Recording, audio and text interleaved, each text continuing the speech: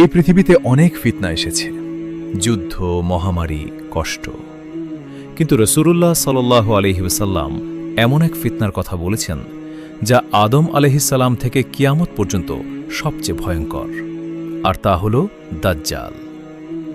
দাজ্জাল অর্থ প্রতারক। সে এমন একজন ব্যক্তি যে মানুষকে সত্য থেকে সরিয়ে মিথ্যার দিকে নিয়ে যাবে।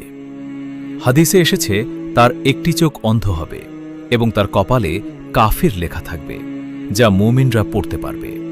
কিন্তু তার সবচেয়ে বড় শক্তি হবে মানুষের ঈমানকে নষ্ট করা। সে আকাশকে বলবে বৃষ্টি নামাতে, জমিনকে বলবে ফসল ফলাতে, আর মানুষ তাকে অলৌকিক মনে করে বিভ্রান্ত হয়ে পড়বে।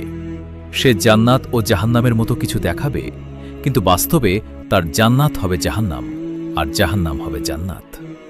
সে পুরো পৃথিবী ভ্রমণ করবে শুধু মক্কা ও মদিনা ছাড়া, যেখানে ফেরেশতারা পাহারা দেবে।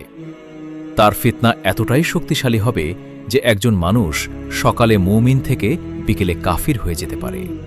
আজকের পৃথিবীর দিকে তাকালে আমরা দেখি মিথ্যাকে সত্য আর সত্যকে মিথ্যা মনে করা হচ্ছে। এগুলো যেন সেই সময়েরই ইঙ্গিত। তাই রাসূলুল্লাহ সাল্লাল্লাহু আলাইহি ওয়াসাল্লাম আমাদের শিখিয়েছেন বাঁচার উপায়। সূরা কাহফের প্রথম 10 আয়াত পড়া, বেশি বেশি দোয়া করা এবং ঈমানকে শক্ত রাখা।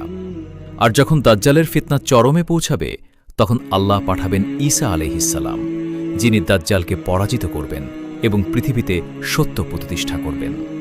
তাই এই গল্প শুধু ভবিষ্যতের নয়, এটা আমাদের জন্য সতর্কবার্তা। আজ আমাদের ঈমান কতটা শক্ত? যদি দাজ্জাল এখন আসে, আমরা কি টিকে থাকতে পারব? সময় এখনো আছে। চলুন আমরা আল্লাহর দিকে ফিরে যাই এবং নিজেদের ঠিক করি, কারণ সামনে যে পরীক্ষা আসছে তা সহজ হবে না।